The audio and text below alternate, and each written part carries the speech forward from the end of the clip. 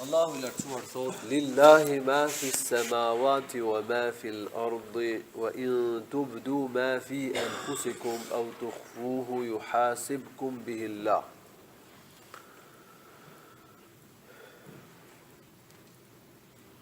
Çdo gjë në qiell dhe në tokë i përket Allahut të lartësuar.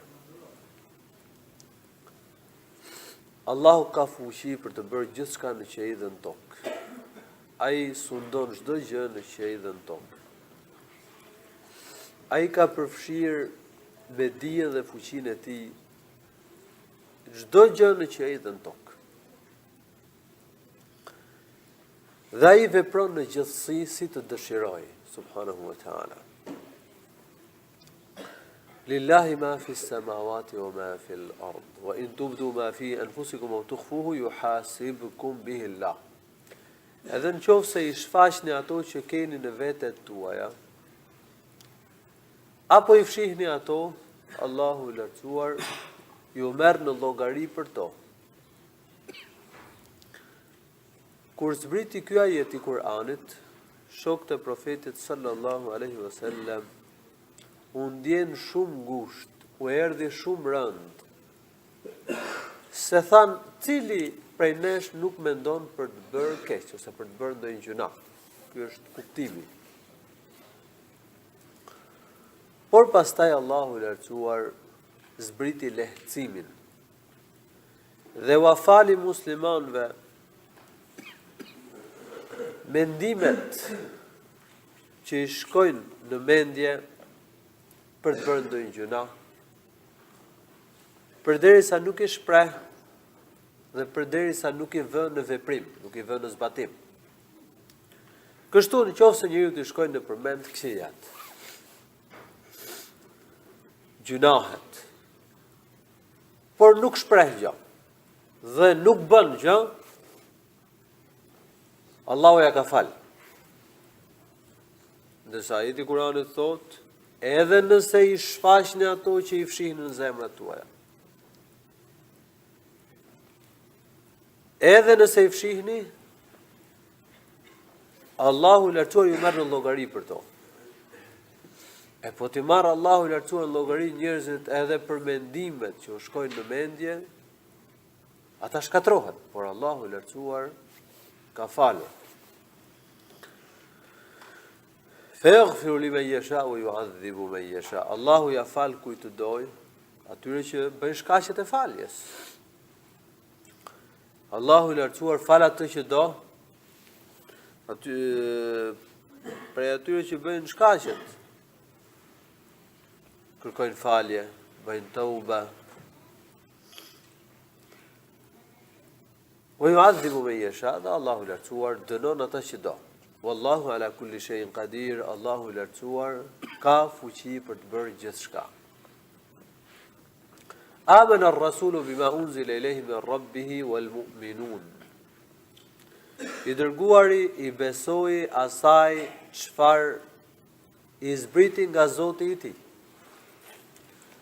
Edhe besimtarët I besuan asaj që I zbriti Muhamedi sallallahu alaihi wasallam, pra I besuan shpalljes. Dhe e vunë në zbatim atë. Kullun amana billahi wa malaikatihi wa kutubihi wa rusulihi. Të gjithë ata, pra I dërguari dhe besimtarët, I besuan Allahut, melekëve të Tij, librave të Tij dhe të dërguarve të Tij. La nufarriqu baina ahadin min rusuli. Duke mos bërë dallim mes të dërguarve. Jo duke besuar disa të dërguar dhe duke I mohuar disa të tjerë. Por I besuan të gjithë pejgamberët pa asnjë përjashtim.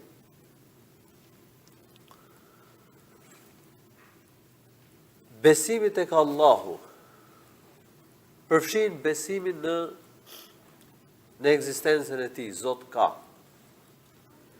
Besimin në veprimet hyjnore dhe atributet e larta të Zotit. besimi në veprimet hyjnore, në atributet e larta dhe emrat e bukur të Allahut të lartësuar. Allahu është krijuesi, furnizuesi. Ai jep jetën dhe ai e merr jetën. Ai vepron në gjithësi. Ai sjell të mira dhe ai na i largon të këqijat. Allahu shëron. Allahu sundon. Disa atribute të larta, Allahu është në lartësi. Ai ka dije përfshirëse, është i dijshëm, dëgjon, shikon, është i gjallë, ka jetë, është i pa fillim dhe i pa mbarim. Emrat e bukur të Allahut. Ai është i gjallë, El Hayy, mbajtësi i gjithçkaje, El Qayyum, Ar-Rahman Ar-Rahim, mëshirëploti, mëshiruesi, Es-Sami'u El-Basir, dëgjuesi, shikuesi, El-Azizu El-Hakim, i gjithë fuqishmi, i urti, El-Qadir, i plot fuqishmi, e kështu me radhë. Besimi se vetëm Allahu meriton adhurimin dhe askush tjetër veçti. Dhe adhurimi i Allahut një i vetëm pa i bërë shok.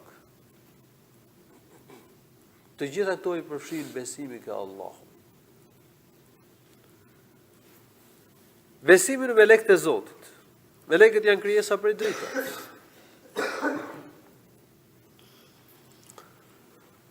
Ne duhet besojmë në ekzistencën e tyre.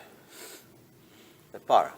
E dyta, të besojmë në emrat e atyre që janë përmendur me emra hollësisht, si Gjibrili, Mekaili, Israfili. Nësa për melekun e vdekjes themi Melekul Maut, meleku i vdekjes. Emri Azrail nuk është përmendur në Kur'an dhe as në hadithet e sakta të profetit sallallahu alaihi wasallam. Kështu që ne nuk e përdorim këtë emër. Por themi Melekul Maut. Emrat, me lajket që janë përmendur me emra, i besojmë me emra, ndërsa të tjerët i besojmë në përgjithësi. Së treti, elementi i tretë i besimit tek me lajket e Zotit. Besojmë atributet të tyre të përmendur në Kur'an dhe sunetin e profetit sallallahu alaihi wasallam. Profeti sallallahu alaihi wasallam e ka parë Gjibrilin alayhi salatu wassalam 2 herë në formën reale. Thot profeti sallallahu alaihi wasallam kishte 600 krah. Dhe me to kishte bllokuar horizontin, pamje madhështore.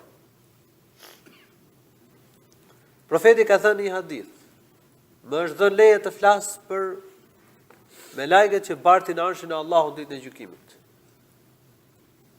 Ndërmjet shahmetu udhuni, ndërmjet veshit dhe supit të ndonjërit për tyre, ka një distancë, sa distanca e të ecurit 70 vite.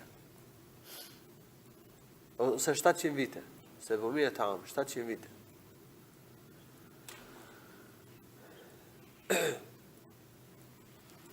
Pra besojmë në atributet aty që janë përmendur me atribute. Ka me lajke që kanë 2, ka që kanë 3 krah, ka që kanë 4, Gjibrili alayhi salatu ka 600 krah, që është përmendur në një hadith të saktë. Me lajket, me lejen e Zotit mund shfaqen në formë njeriu. Për shembull, Gjibrili alayhi salatu i ka ardhur, i është shfaqur profetit në formë njeriu dhe i ka sjell pjesë të shpalljes që e ka urdhëruar Allahu subhanahu wa taala.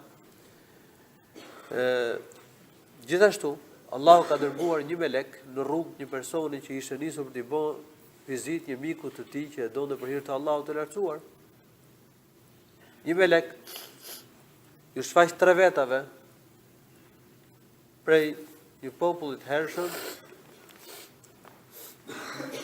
dhe i vuri ata në provë me urdhër të Allahut të lartësuar, siç është hadithi e Abi Hurajres, nuk është këtu vendi për ta treguar rrëfimin në mënyrë më të gjatë.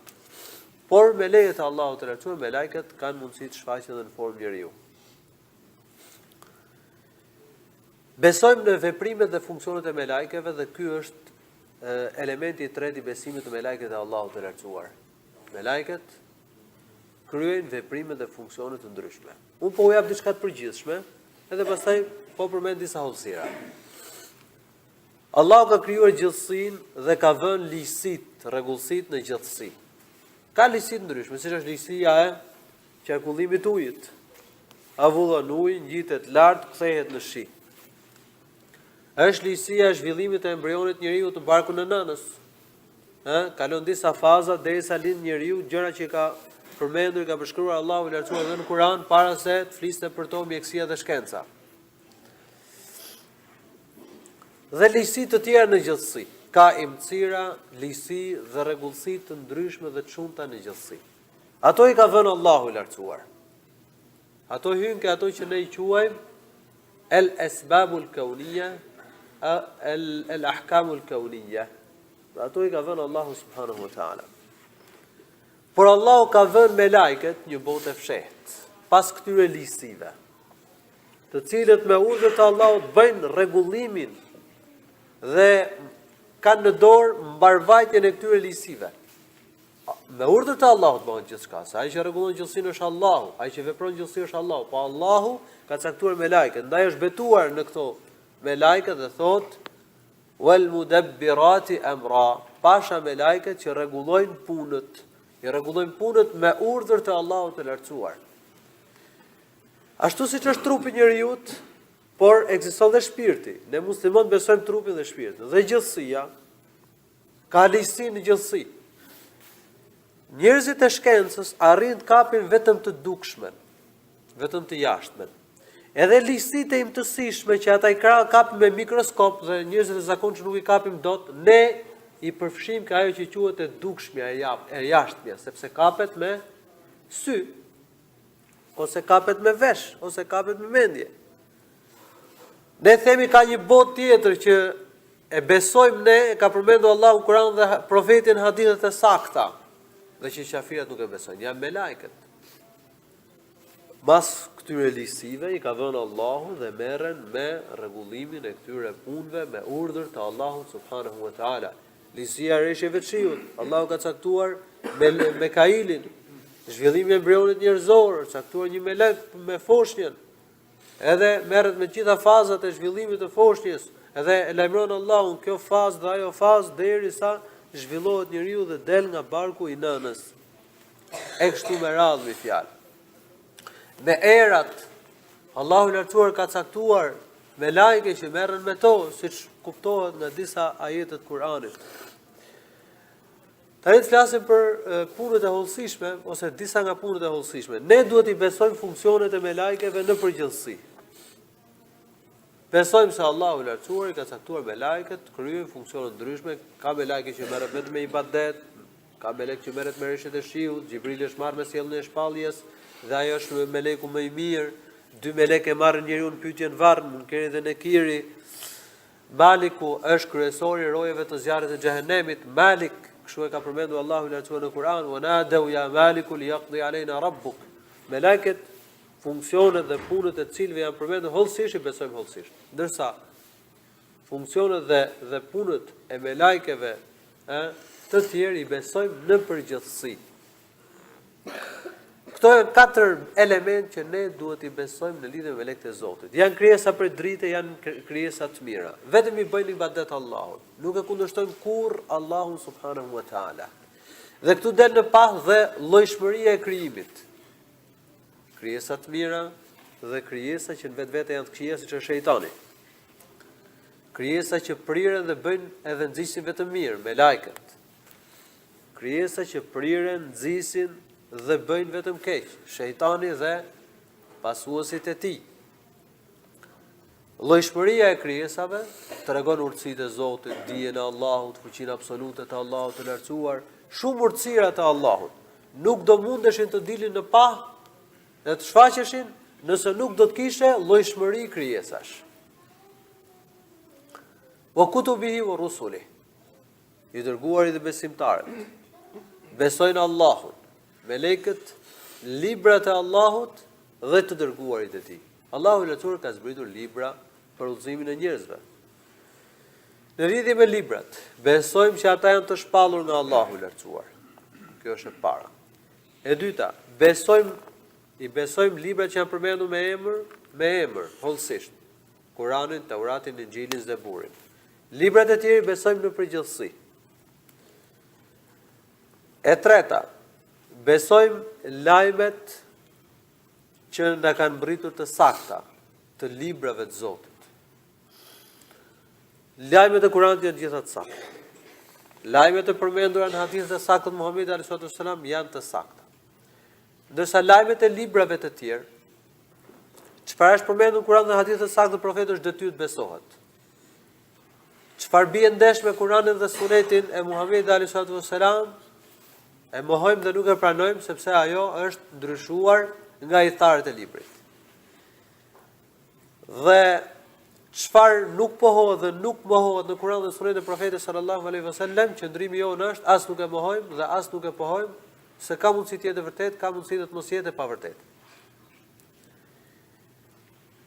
Dhe elementi i katërt është zbatimi i legjislacionit të Kur'anit, se Muhamedi alayhi wasallam është dërguar i fundit dhe Kur'ani është libri i fundit. Dhe Kur'ani ka abroguar legjislacionet e librave të mëparshëm. Kur'ani është gjykuesi mbi librat e mëparshëm. Ai është anuluesi i legjislacioneve të librave të mëparshëm.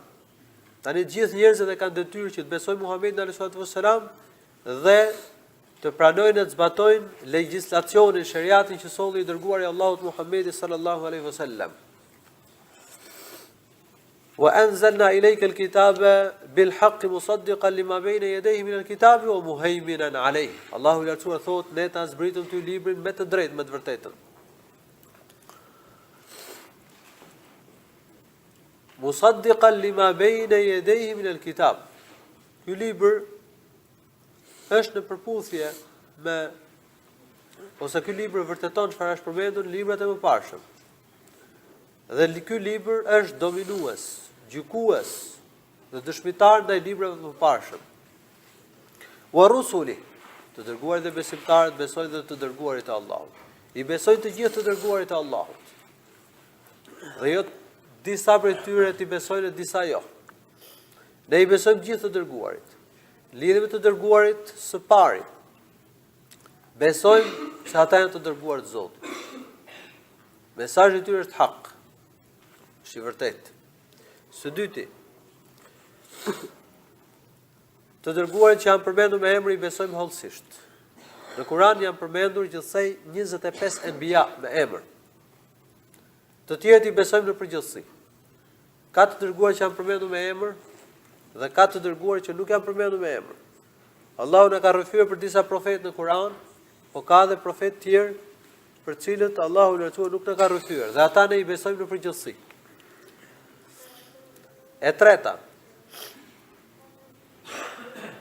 besojmë lajmet e të dërguarve të Zotit. Dhe zbatojmë e katërta, zbatojmë shariatin e të dërguarit fundit Muhammedit sallallahu alaihi wasallam. Ne i besojmë gjithë profetët, dhe nuk mohojmë asnjërin prej tyre.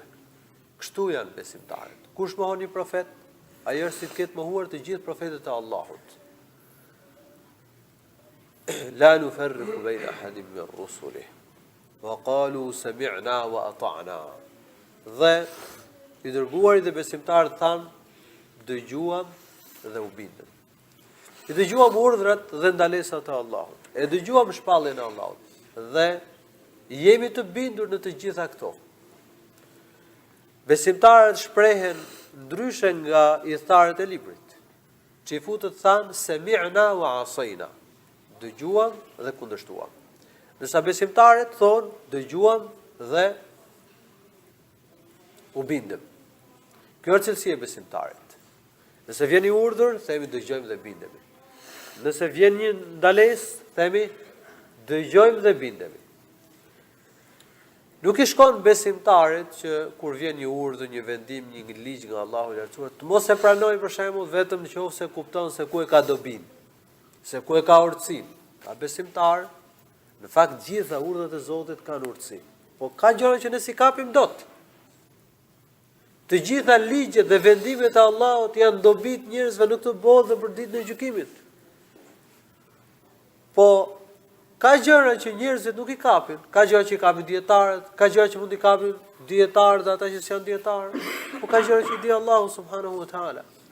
Dhe ne qëndrimi jon duhet të jetë dëgjuam dhe u bindëm. Prandaj duhet që t'i referohemi Kuranit, hadithit, zbatojmë ligjet, rregullat, ta mësojmë veten me dëgjuar dhe me respektuar. Dhe jo ta mësojmë veten siç thon disa për shembull. Po vjen një hadith i saktë nga profeti sallallahu alaihi wasallam dhe e marrin vesh që këtë, domethënë, ca dietar kanë thënë që ky vendim, ky ligj, ky rregull, kjo ndalesë, ky urdhër ka dalë nga filon hadith i saktë, ka kuptuar ka gjë. Thotë po çohem mos ka një dietar që ka mendon ndryshe. Po është tradita, po është mendimi, po është koha, po janë rrethana, po është kjo, po në qoftë se do të zbatohet kjo, shkaktohet ky dhe ai dëm me kështu me radhë. Këto gjëra normale i caktojnë dhe i vlerësojnë dietarët e ummetit. Po, përderisa çështja është e qartë, përderisa dietarët e Ahlus Sunnetit e kanë sqaruar diçka, atëherë nuk i mbetet besimtarit që të kundërshtojnë hadithin e profetit, kundërshtojnë urdhrat dhe të sillet si ata që thanë dëgjuam dhe kundërshtuam. Përkundrazi, sjellja jonë duhet të jetë dëgjuam dhe u bindëm. Për shembull, ka besimtarë që diskutojnë sa çështjet kamatës. Mbase ka gjëra që lidhen me kamatën që njeriu se kap dot ku është urtësia. Po, përderisa Allahu e ka ndaluar kamatën, ne duhet të heqim dorë nga gjitha format e kamatës.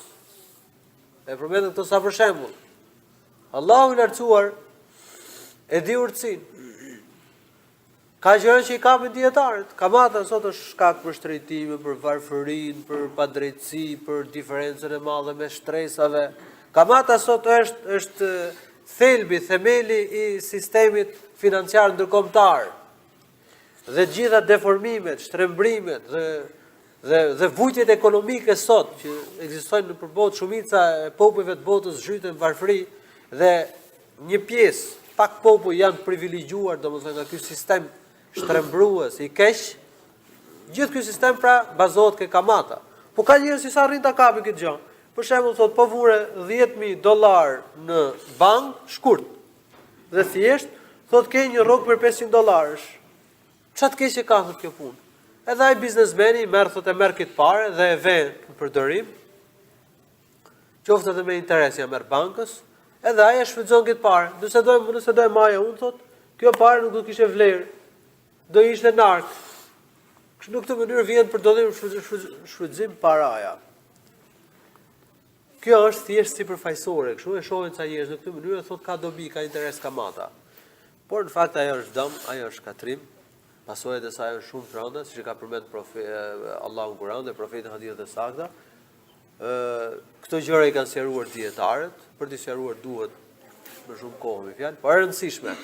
Dëgjojmë dhe respektojmë. Ghufranaka Rabbana.